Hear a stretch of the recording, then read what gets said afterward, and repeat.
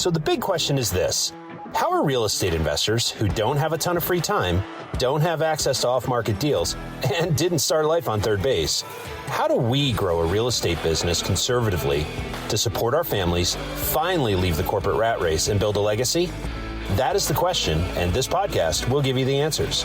I'm Ed Matthews, and this is Real Estate Underground. This is the Real Estate Underground podcast show, number 88. Greetings and salutations, Real Estate Undergrounders. This is Ed Matthews with the Real Estate Underground. Thank you so much for joining us today.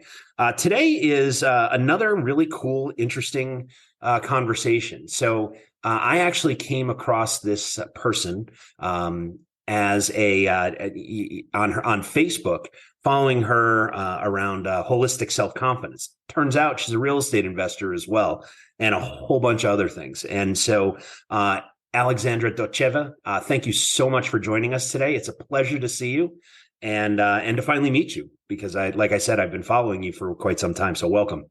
Likewise, Ed. Thank you so much for having me. I really appreciate it.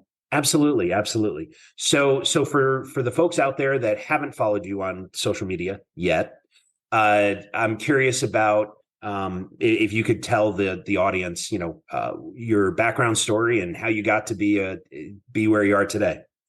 Yes, I'll do this as briefly as possible so we can focus on the real estate. It's a long story. Indeed. Yes, so I am originally Bulgarian. I was a violinist for 26 years, very specialized, very limit-minded in many ways. So I came to the States in 2000, earned my master's and doctoral degree in classical violin.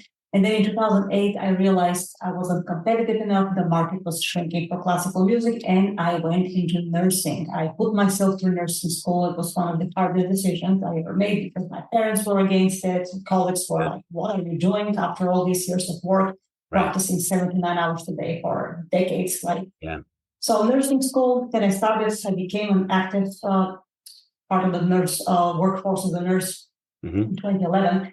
And shortly after, when I saw how many of the nurses lived and were treated by the corporations that kept devouring hospital after hospital, I realized, okay, so job security is a myth. They're working their butts off, and they are sicker than the patients in many ways and broke than I was ever as a musician. Right. So then I figured I need to learn how to invest, and I was clueless and completely clueless financially, because as a musician and then a nurse, I had no clue how to save for investing, what investment tools there were out there, assets, classes, and all that. And I came across the books of Robert Kiyosaki in 2012, 13. I started reading them. I read 6 or 7 of his books. Yes. It was appealing because he started from scratch. He was on the verge of homelessness with his wife at some point. And he built his wealth, his millions from scratch. And I'm like, okay, so if he can do it, why can't I? I am not smart, but I'm disciplined.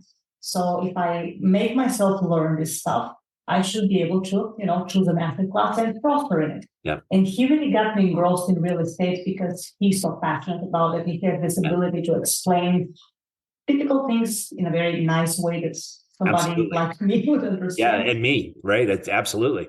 Right. And then I eventually took that leap of faith and bought 2 of his online courses, which were really expensive for me at the time because I was a starting nurse, lowest pay rate as a starting nurse, even though if I was mid-30s, I was a beginning nurse. So I made myself be disciplined financially and started saving. I bought multiple real estate properties after that. And I'm at the point today where I can really choose to work or not to work. I mean, I love nursing because it's a great way to be useful to people. But as far as financial independence, I manage my own properties. I love my tenants. I can safely say that I have the most affordable housing in the Phoenix area right now because I don't skin my tenants financially. And I still can make excellent living for myself and my loved one. Amazing. And then so 2 years ago, I wrote the book. It really is simple, a holistic approach, self-confidence, to show people how they can start anything from scratch if they apply themselves, and how I did it, and they can do it. And then came the holistic confidence business, and that's about it. And it's a fascinating approach because, there's so many of us, myself included, that, when we were starting out, or as, folks in the audience who are thinking about starting out, they're terrified, right? I mean, I always hear, and you and I were talking about this before I hit record, that, when I meet folks that would love to get into the real estate business, I hear three basic themes, right? I don't know where to get the money. I don't know where to find the deals, and I don't have time because of life, right? And invariably, when I ask more questions, I hear a lot of fear and a lot Right. of self-questioning, and frankly, questioning from the folks that are around the person that I'm speaking with. And one of the things that I admire about you and your story is that you found a way to overcome all that and Yes. succeed, on many levels. But since this is a real estate show, we'll focus on the real estate. Although I'm fascinated Absolutely. by the classic violin career, in terms of rental properties, can you tell us a little bit about your portfolio and where you focus? I know you focus Yes. on Phoenix, but what kind of assets? Of course. So the way I started was funny because my boyfriend and I were renting, Uh-huh. and I said we need to buy an asset first before we buy our first house. So I first bought a fourplex. I went to a lawyer, created an LLC because I understood that each of the properties has to be put in a different business entity for tax and legal protections because any Absolutely. tenant is a potential plaintiff, right? Right.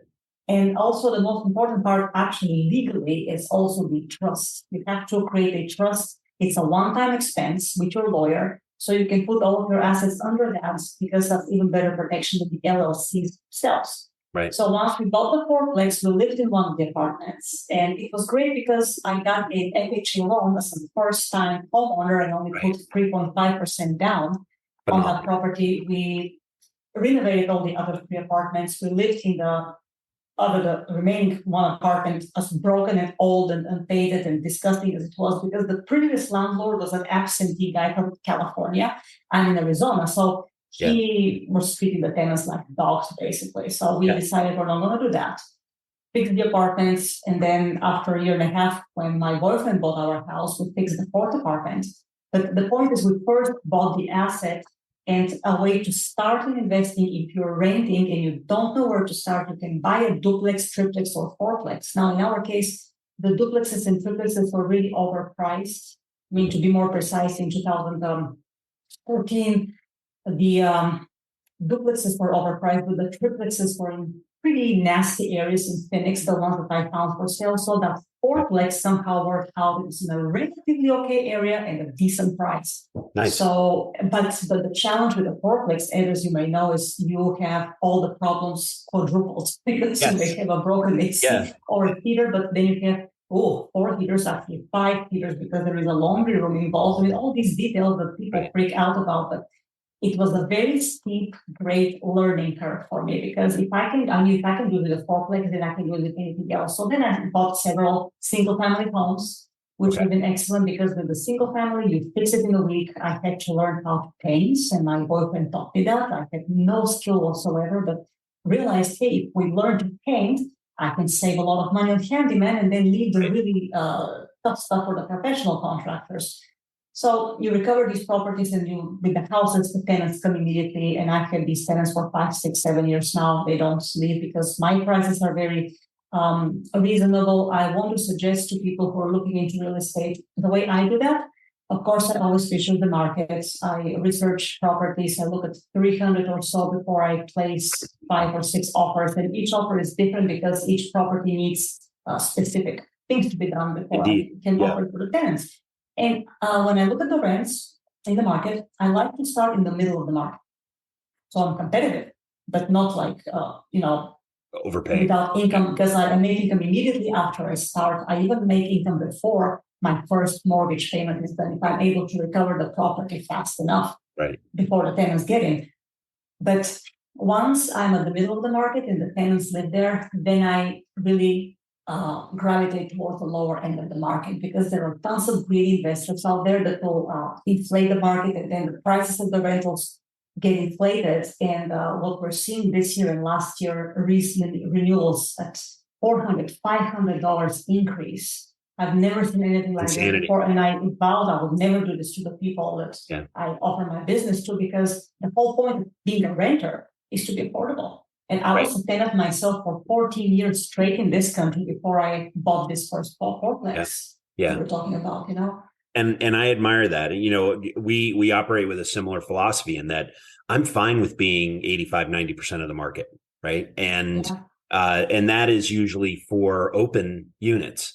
If I'm, when I acquire a building and I'm inheriting, new residents or existing residents, excuse me, we stick to the 3 to 4%. There's really no reason to, push them out because, frankly, I'm actually hoping that they stay for years and years and years, right? And so I agree. I think I think that you can be very successful and do very well and not gouge your residents, right? Yes, and this comes back to your own discipline and integrity, because if you're financially disciplined, you don't have to gouge off your tenants. Exactly. And with the real estate market, people will always need to roof above their head. And it's not necessarily because their credit history is poor, but there are some people that honestly don't want to manage any property and they just prefer to rent. Absolutely. So it's different. And the 3 to 4%, it depends on the area, of course. See, we kept migrating west and west and west because after we bought the Phoenix fourplex, then Phoenix became at a price that I didn't like anymore. So then in El Mirage, then west, further west of Buckeye. So we kept swinging westward. But as you said, what was the point? I lost my train of thought, but you have to be sustainable by being affordable to your clients. Absolutely. The real estate business is no different than any other business. And it's a simple exchange of value, right? I mean, you're providing you folks like me, folks like we're providing a clean and safe place that's been, well appointed so that they're proud to live there. And, hopefully the idea is to keep them there, keep them in place for, several years. And which also makes your property more valuable because you're not spending money on turnover and releasing, right? Which can be very expensive. And yes, and then you can be very affordable to immediately manage when they need managed and you cater to their needs, and it's a very satisfying way to have a business. It's a simple, exactly. I totally agree with you. It's a simple value exchange, right? If you have a problem, we come fix it. If you have a question, we answer it. If you need to talk to somebody about something going on, then we're happy to be of service, right? And it's yes, sir, no, ma'am, please, thank you. It's our pleasure. Right. I mean, it's truly customer service. And, I've known so many of our peers that have said one of two things. Either one, don't let them know that you're the owner. And I couldn't care less if they know I'm the owner. Exactly. The fact is that if they need something and they need it quickly, they know, because we help them, we train them basically, that, it's better to call our team, right? But if they don't get satisfaction, I'm fine with a phone call. I want to know. Absolutely. And see, I have this one tenant who will not complain for 3 months, which anybody's bothering him when he complains. And I thought, well, why you told me now, right? I mean, they have to trust you. And as far as the letting them know whether you're the owner or not, depending how big you want to grow. I mean, if you purchase an apartment complex with 100, 200 units, of course, then you hire a management company. In my case, I want to take full control over my properties because I don't trust anybody personally.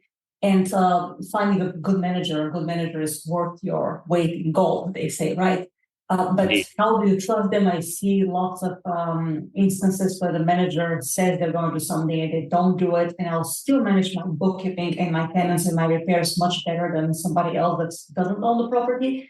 I agree. And in that case, I meet my tenants personally. I wouldn't do it any other way, so they know I'm the owner.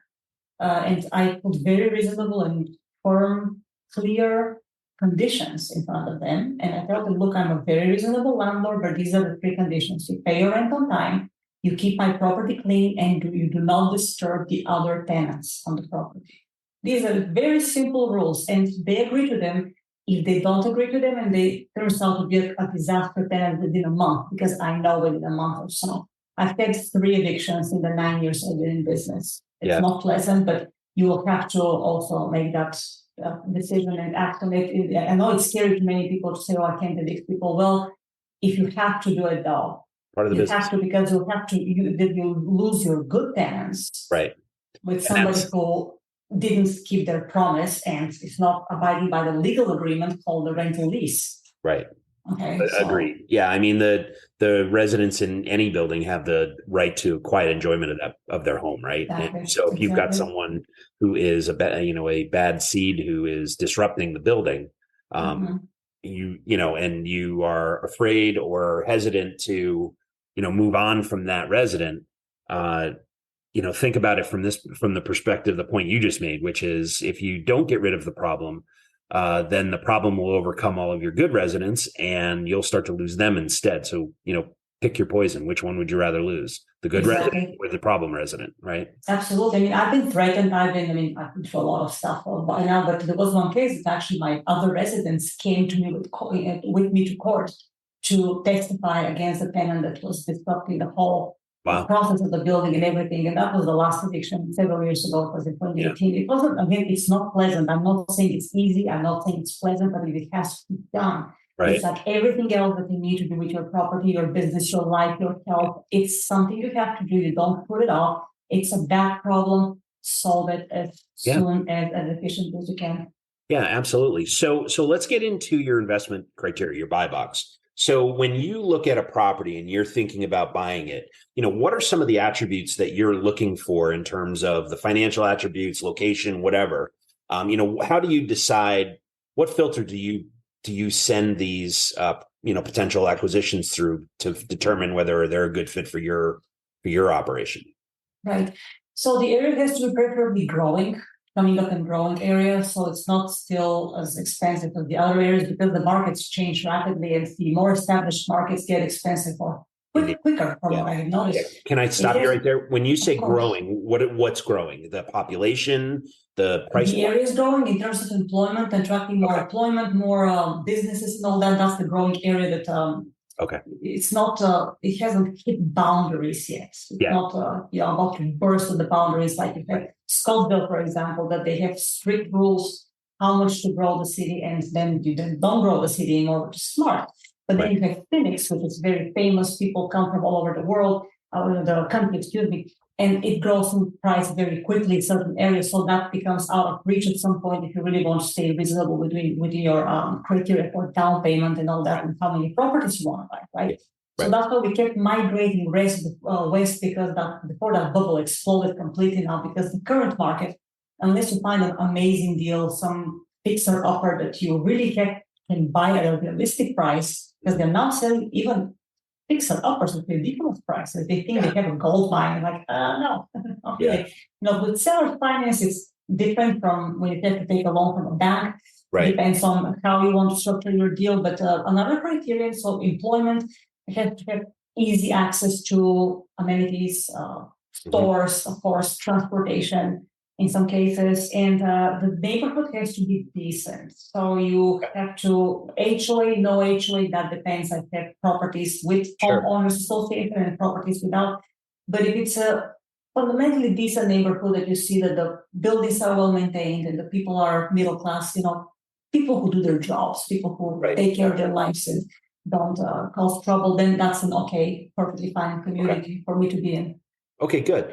And then from a financial perspective, what are you looking for in when you're evaluating the property? Are you focused on cash flow, appreciation, cash flow? Other metrics? I'm a cash flow investor, yes, because I want to be able to have employment freedom if I want to quit my job at any point. Okay.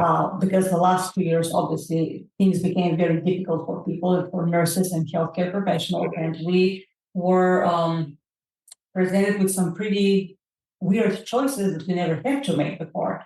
And if your employer or government or whatever is demanding something that is completely incongruent with your ethical and medical principles, you should be able to say, okay, I will do it because I think I can do it, but if I can't do it, I can leave and still have decent income. So cash flow for me is very important in my investments. Gotcha. It gives me choices. I can keep my properties once I buy. And that's the financial thing. As far as financing the loan, like I said, the first property, FHA, I was agreeable to live in one of the units. So it was an excellent down payment because I was my poorest at that point. I had the least amount of money. Yeah. Later on, it was not a problem to organize myself enough to save the 20% for down payments. I've also explored seller's finance deals, which can be excellent. Yeah. I just didn't come across at the time across sellers that were with reasonable interest rates and properties and locations, because somebody wanted like a 12% interest when the market interest was 4% or 3.75%, and my credit is 800. So So this you didn't have any person problem was financing. not attractive to me at all. Right, of With his course. 12% interest, and fixed one is $50,000 down, something completely insane, like Right. no, that's not a win-win situation. We're gonna not do that. But that type of thing, Understood. knowing your options, and you can navigate your way through deals and financing. Yep. Okay. So you're a cash flow investor. In terms of appreciation in your equity, obviously, since 2014, you've been investing in one of the top 10 hottest markets in the US. So I'm curious about how you look at equity and appreciation. And then I want to talk about, your view into the market, given that you're in one of those very hot markets. Right. So are you asking whether I would take a loan against my equity? And yeah, how do you do that? I mean, there are some investors that will sell and 1031 exchange into something bigger. Some will take a line of credit, and some don't touch it and want to pay it off. And I respect all three. But I don't touch the equity. I don't touch it because the only thing with the equity, of course, I have distributed all my properties in different business entities to protect them in case anything happens, and then everything is under a trust.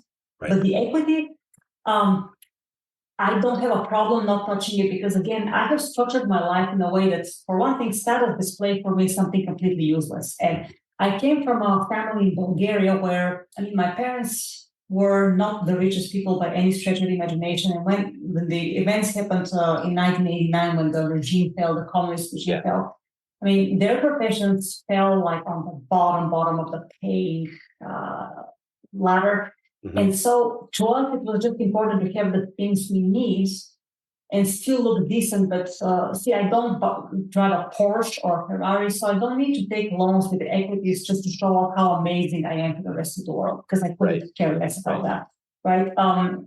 So I like the equity where it is in case I ever have a horrible emergency in my life and I have to sell, which will be completely against what I want to do, but sometimes you never know, life happens, right?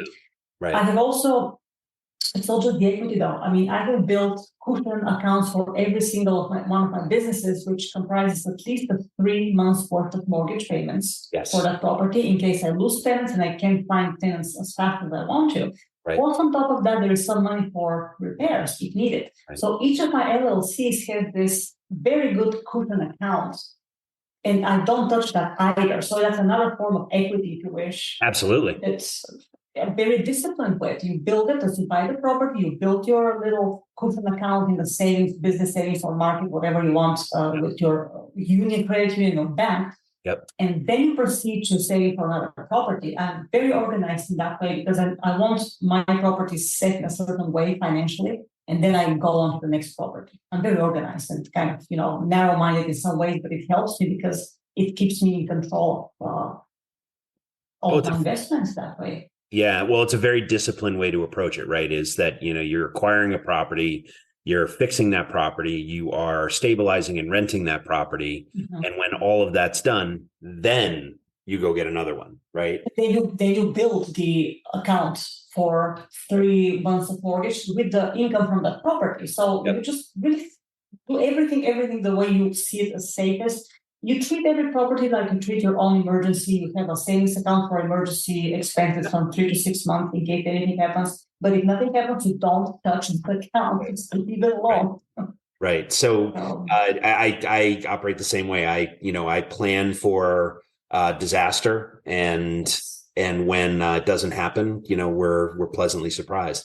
The only difference between our operation and yours, with COVID, we went from that 3-month operating expense to we actually pushed it out to 6 months. And just because you never know, right? Right. And fortunately, we were blessed with a whole bunch of really amazing residents who, fortunately, most of them kept their jobs, and the ones that I was going to ask whether you lost any residents or not. Not a one. Okay, not one. Same here. Actually, and none of them took advantage of the fact that the government allowed them to not pay rent without any explanation, because that was that horrible, completely illegal move from the government, I think. But my parents because they appreciate when you're honest with them and you treat them like equals, and they are equals. They're your Yeah. clients. They're your clients. You're their, provider. And you have to be extremely honest and respectful of them. And Absolutely. many Yeah. landlords don't really see it that way. And No, they do not. And that's a mistake. The fact is you're renting to human beings. You have an enormous responsibility to those people. And you're no better or worse than they are. Right. So in terms of belief, right? And so, I get stopped all the time. I wish I had the time or the whatever to get into this business. So I'm curious in terms of, having gone through that process yourself, and now you're an expert on, building self-confidence and helping other people do that.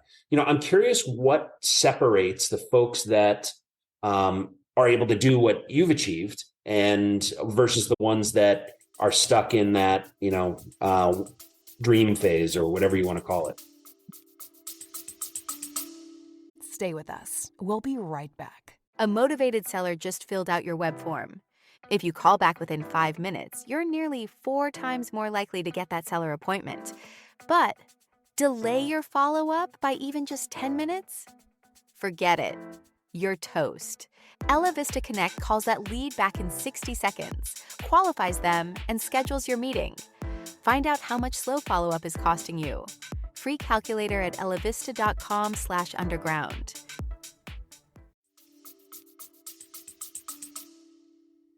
I can't speak for everybody. I can only speak for myself. Okay. But for one thing, when people started expressing their doubts that I should go to nursing, that I could do martial arts, and after the other thing, 12 years of martial arts, the people were against that. Mm-hmm. For me, the self-confidence builder, but then whether I should invest, I cut the time. I cut the time that I allotted to listening to these people.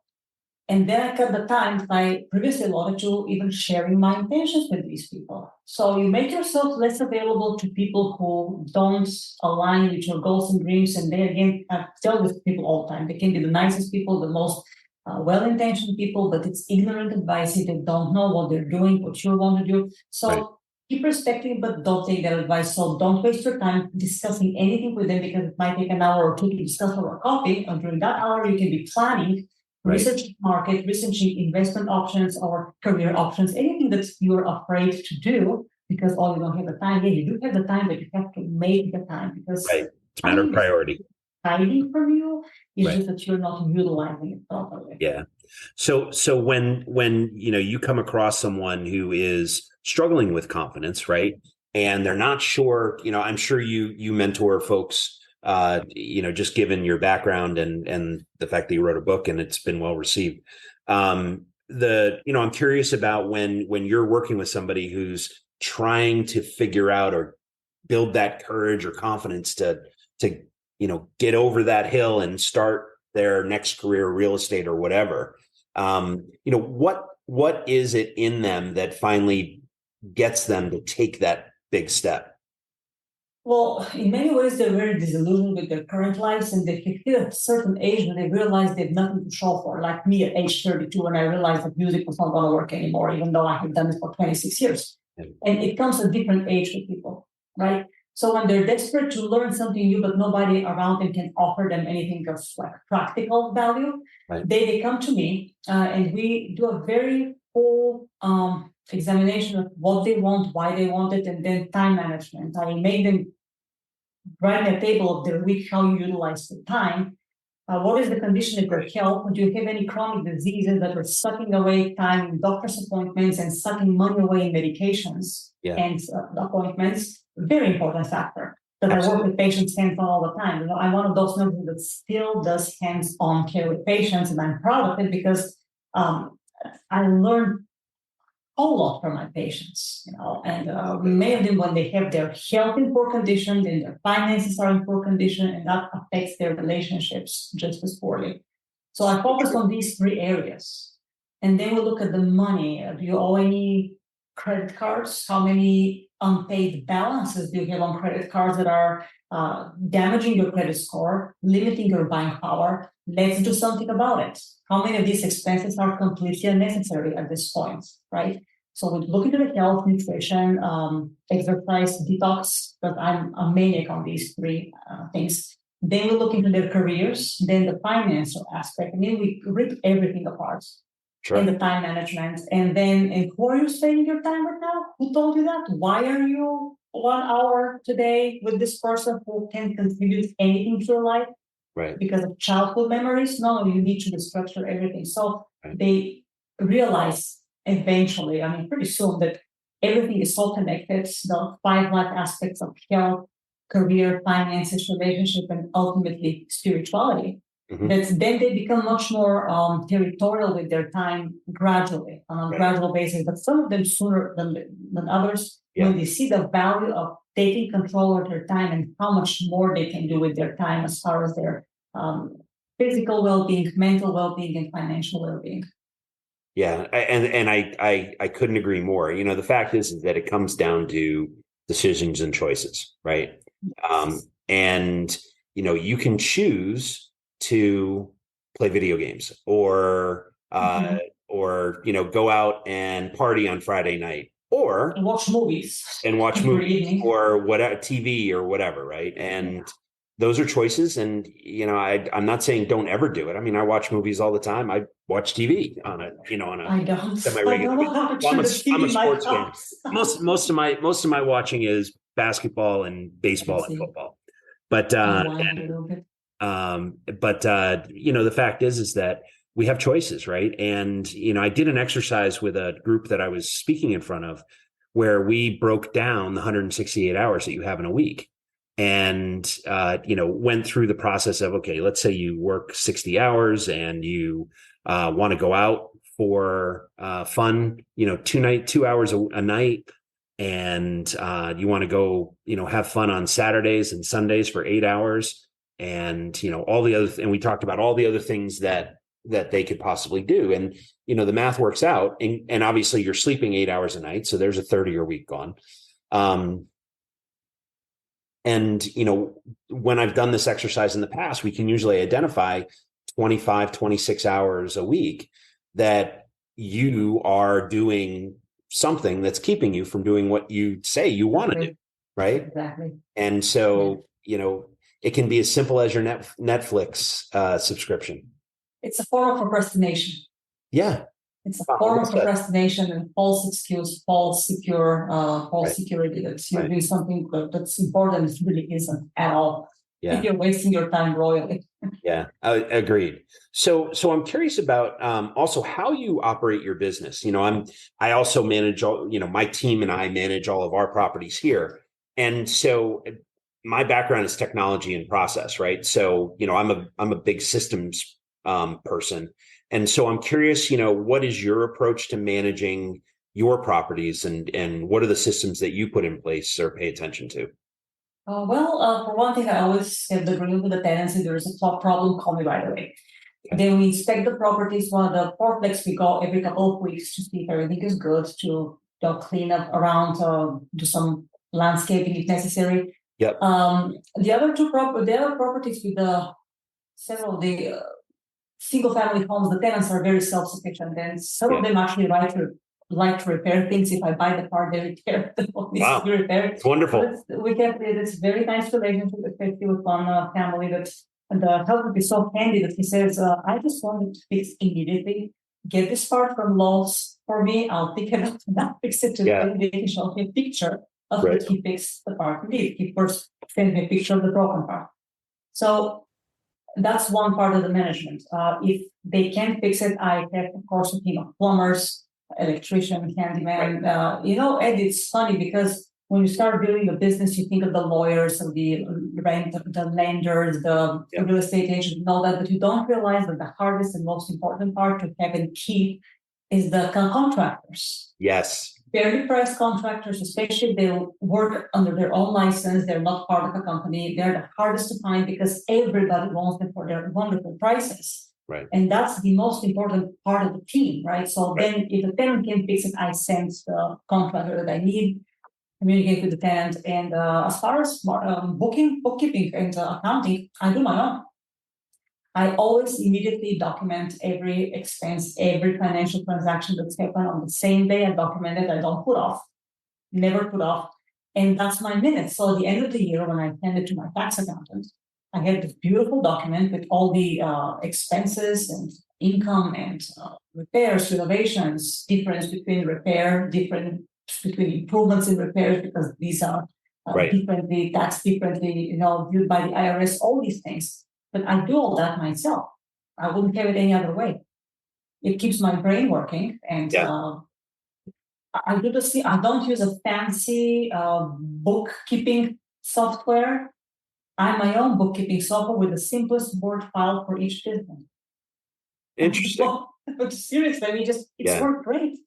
My founder was terrified at first, but then 2 years later, he said, you're one of my easiest clients to work with because everything you present is completely clear and organized. And I said, yeah. Which is the end game, right? I mean, it doesn't matter how you get there; it's that you get there. Exactly. You're handing over a clean package, on a quarterly and an annual basis. Okay, so obviously, given your various varied talents, I'm curious about mentors and folks that have helped you along the way. I'd like to ask you, what is the best advice you've ever received, and who gave it to you? The best advice came from the Rich Dad Company from Robert Kiyosaki. Yeah. It took time for me to trust them because I read 6-7 books before I bought the classes. But once I bought the classes, because they were expensive and I put money into it, I had to act on it. It's one thing to get free advice. It's another thing to buy a book, but then getting the actual mentorship and investing at the time, like I said, it was expensive for me. So I had to plan how I would save for this money, how I would pay off my credit card that I put the course on. And I did all that, but it engages you in a completely different way. Suddenly you feel like an adult. That's actually no, mom is not going to pay for my class. I have to pay for my class now. Yes. And immediately went into action because I took the real estate class with the Rich Dad Company in early 2014. We were still in Syracuse, New York, planning to move in Arizona by the summer of that year. So Arizona was a beautiful market for real estate investing, and I started immediately. The first month I took, building the team and all that, the real estate, it was crazy busy. So that was the main mentorship I got as far as real estate. And then I read a lot of the books that the Rich Dad Company suggests, like The Millionaire Next Door, The Richest Man in Babylon, Creating Wealth by Robert Allen. That's a super favorite. Phenomenal book. Creating Wealth. I have read it 3 times. It's just so good. And you learn by these extremely successful people who also started from scratch. Yeah. And it makes it more accessible to your mindset. And you believe that you can do it too. It might not be as fast. You may not be the cleverest person, but you will find your own way, your system that works for you. And if you stick to the plan and you don't give up and you don't distract yourself, you will make it. Listen, if I made it, anybody can. Yeah. So I admire that. The fact is though, is that success leaves clues, right? And so you don't, as you were saying, you don't have to be creative. You can simply follow the playbook or the plan or the system of someone who's already been there and done that, right? But you will have to become creative because your situation will be different. You will have to develop creativity gradually and learn from mistakes. See, I have another mentor who's very precious friend and a neighbor with one of the properties. He has taught me amazing amount. I also learned from his mistakes a lot. That's the funny part, because when you know somebody more closely, you see the things they're doing, and I'm not doing it that way. You're right. But many ways to learn from people who have been in the business for a long time. Yeah. So you mentioned Kiyosaki's books and some of the others that are the greatest hits, so to speak. Richest Man in Babylon is one of the best books I've ever Absolutely. most impactful books I've ever read. Yes. So how do you today, obviously people still read. I see the bookshelves behind you. And I have a similar bookshelf over there in my office here. I'm curious how you take in information today, given that you're as busy as you are, right? You're still a practicing nurse. You run your business. So do you listen to videos, audible books or audio books, podcasts? How do you take in information? And the follow-up to that is I'm curious who you're paying attention to today, these days. I buy books, physical books. Yep. I've read ebooks. I do videos, I watch videos, and I listen to podcasts. Anything I can get my hands on in my little free time, I constantly absorb information. And So one big fire yeah. hose, and you're just drinking as much as you can get in. Yes, that's Yeah. right. Because that's form of mind growth, the inspiration. The other form of spirituality is the meditation, the clearing of the mind. But as far as accumulating knowledge, and you constantly have to update yourself because otherwise you become old and obsolete. Totally agree. Adapt or die, right? Yeah, so I like certain books by Tony Robbins. I started reading way later in my journey than most people have because my mentors were different. But certain things, Tony Robbins, then I read a lot of health-related books, especially about the corruption of the healthcare system, because I need to make my patients aware about this corruption because it's becoming absolutely rampant. I mean, it's been going on for 30 years, but it's getting to the point where people have to be educated. Same with the food industry, pharmaceutical industries, all this combines the nutrition suggested to people that keeps them sick for decades and very functioning and profitable to the healthcare system. As a healthcare professional, I have to make people aware of that. And that is my biggest thing, even more important than investing, because if you're serving humanity to first do no harm, Right. and you see the harm, then you need to make people aware. So I read a lot about that too, so I can relate this information to my patients. Sure. And, Excellent. Yeah. It's I mean, it's amazing that you do that and you're that conscientious. So that's pretty cool.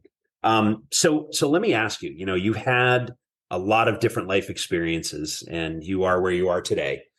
So if you had to do it over, knowing what you know, sitting here in this chair, what would you do differently, if anything? Oh, I would immediately start nursing school when I came first to the States. I wouldn't wait 8 years. Yeah. I wouldn't wait 8 years because I would have been more realistic and less of a dreamer, like you say, about my real abilities to stay very competitive in a ridiculously competitive classical music market. Yeah. I would have walked up earlier and suppressed my ego and stupid limits from learning something new because I was so stuck in a very narrow frame of mind. Yeah. That's what I would have done differently, become a nurse in my late mid-20s instead of mid-30s. And I would have been a decade ahead. Many things. Because when you're younger, you're more ignorant. And so you have more, less fear of failing. And the older you grow, right, more the so-called responsibility, fear of failure and judgments and all that gets in the way. And it's harder to overcome. Yeah. So, I agree. I started investing in real estate. I think the first property I bought, I was 41, and boy, I wish I was 38. I was 38. So I wish I'd started much earlier. But where we are is where we are, and those are the decisions we make, and the only direction to go is forward. So Alexandra, I've enjoyed our conversation. I'm curious about you on a personal basis. When you're not doing real estate or you're not taking care of your patients, what do you like to do? What do you do to have fun? I go to the fitness 4 days a week, and I spend an average of 2.5 hours a day. I have very, very steep fitness routines, and that's from my 12-year martial art training. You said you started real estate at age 41. You know what I started doing at age 41? Learning pull-ups. And today I do 100 pull-ups per session with my own weight, and I add weights to my legs to make it heavier. And I do the same with my dips. I do ridiculous cardio at the fitness. And this is very unloading and confidence building for me too, because I don't have an ounce of extra fat on my body. I'm a maniac that way because I want to lead by example. I can't tell the patients, listen, stop eating animal products, go plant-based, go to the fitness if I don't do all these things. So this is my free time. The fitness is a big, big outlet for me. Then I also listen to music, classical music. I don't play music anymore, but I love to listen to it because it organizes my brain in a very specific way. As far as financial planning goes, it's funny, Baroque music, when you listen to Baroque music, it's very strictly organized, and that helps my brain with the finances. It's hard to explain. I've talked about it in the book, in the spirituality chapter, in somewhat detail, but it's pretty fun. It's interesting you say that because and I've read multiple studies where music math and language skills all operate in the same area of the brain. So Right. if you are talented at one, pretty good chance you're talented at all of them. And it's interesting that Baroque music helps organize your mind to be able to do finance, math, right? Yeah, it does that to me. It just sets it in this sphere of concentration that allows you to plan for 2-3 years ahead. Right. And, being European, I know you speak at least 2 languages because we're not talking in Bulgarian. So I'm not in Bulgarian, so I speak English, Spanish, and Italian. yeah. And Horrible Russian. I can read fluently in French and German without understanding almost anything. Yeah. Because I didn't pursue it once I started learning them. I learned the rules of reading in German and French, but then I just got busy with other things. But Spanish and Italian pretty fluently. Yeah. And So the English. romantics. Yeah. Yeah. Is Bulgarian a romantic language? Or Slavic language. it's Slavic? Okay. Slavic language. Yeah. Yeah. All right. Well, Alexandra, I'm fascinated, and I'm grateful for your time and you sharing your experience and your lessons learned. If people want to get in touch with you or learn more about your book or just learn more about you, what's the best way for them to get in touch? They can go to my website. The website is holisticselfconfidence.com. No dashes, holisticselfconfidence.com. Then there is a blog there that links to the book, paperback and ebook. The title of the book is It Really Is Simple, a holistic approach to self-confidence. So the paperback and ebook are on the website, and the ebook is also available on Barnes & Noble, Amazon, and Apple Books. Excellent. Well, Alexandra Dotcheva, thank you so much for your time. Congratulations and on all your success. And I look forward to continuing this conversation into the future. So, absolutely, Ed. Thank you for having me. Congratulations on everything that you have accomplished. Thank you very much. Always Appreciate nice that. to be a late starter. Yeah, exactly. Wonderful. Yeah. Thank you. Thank you. Thank you for having me.